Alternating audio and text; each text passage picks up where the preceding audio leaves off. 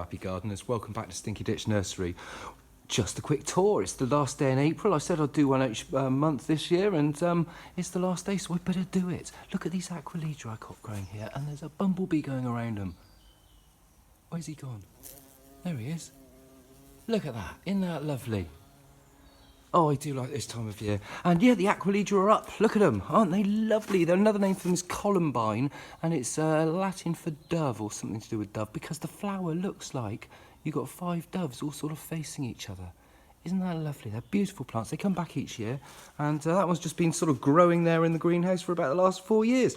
Oh, and they go really well with these. Look, the Spanish poppy. Look at that. It looks like it's made out of paper. Beautiful things. They're so tough, these. They're a perennial poppy. They come back year after year. They don't post well, but I have got seed. I will put the seed online. Right, what else have we got going on? Well, here's the plants. I've been playing them a mixture of wet leg and Eco Mouse, and I think they like it. It's probably the lyrical content. What have we got going on at the back? Aquilidra are growing out there. As they're coming into flower, your cyclamen are starting to go over. If you're growing cyclamen for the first time, they do go over at this time of year. I'll show you some that are going over at the moment. These are the babies. They're all right at the moment. They do go over. They die back to the bulb. Look at these tree peonies.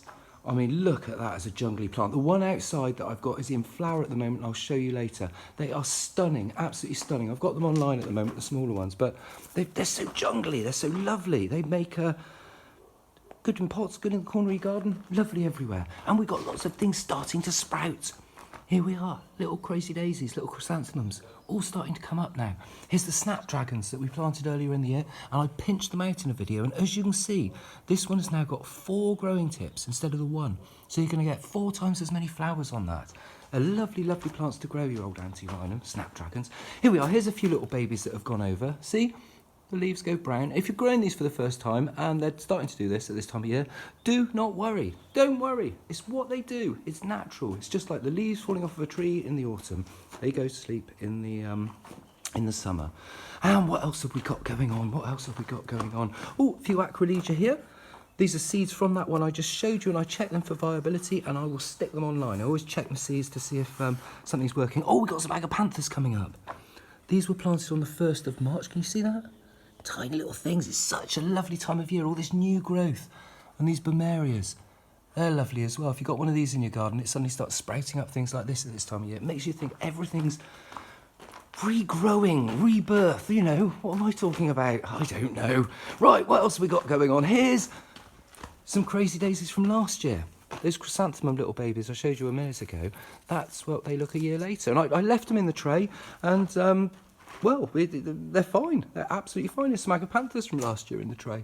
You know, they're going to get potted up now. And here we are. Here's the cyclamen.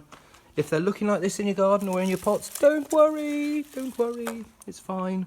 That's just what they do. And, well, you just got to roll with it. They die away. They come back. Don't worry. Don't overwater them. Beans.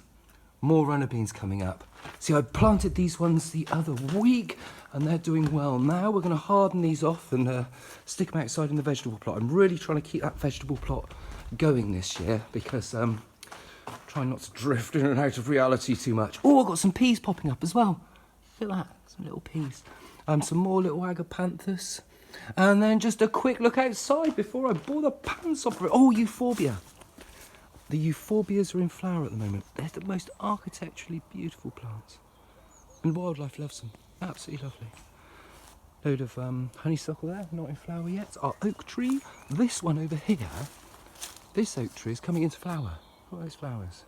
A few little leaves at the end. But the one at the other end of the nursery isn't. Don't know why.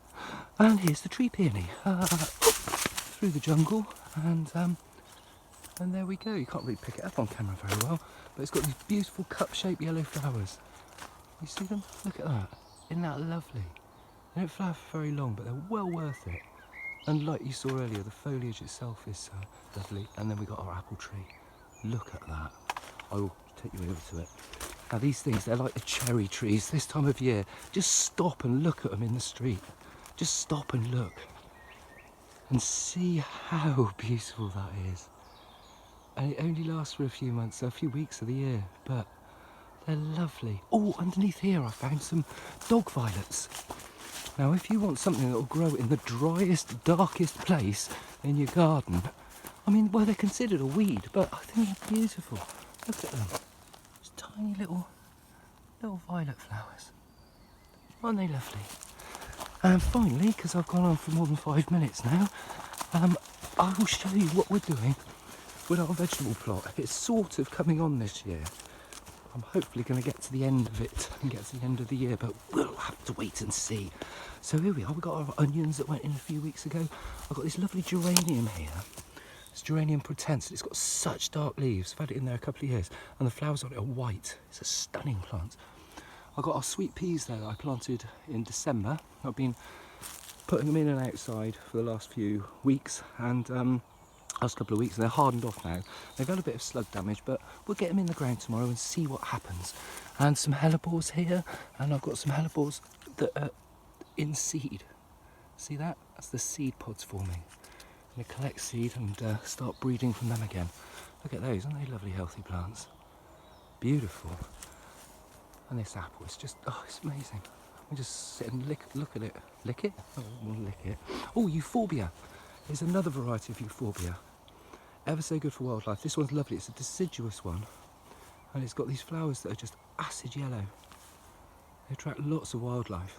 And the leaves go autumnal colours in the autumn. Absolutely beautiful. Well, that's about it. This is the end of April. Oh, just quickly, here we go. Here's this Spanish poppy. Orange feathers, this one's called. Look at them, aren't they lovely? And this is the driest bit of ground I got. Absolutely dry as a bone. And it does well there. Look, geraniums do well, but the old hellebore is really struggling with the dry weather we've been having. It's all right, I'll give him a bit of a drink and he'll get back on his feet again. A bit like me. Anyway, this has been Robbie Phoenix down at Stinky Ditch Nursery, just giving you a bit of a tour at the end of April. 1st of May tomorrow. Thanks for watching.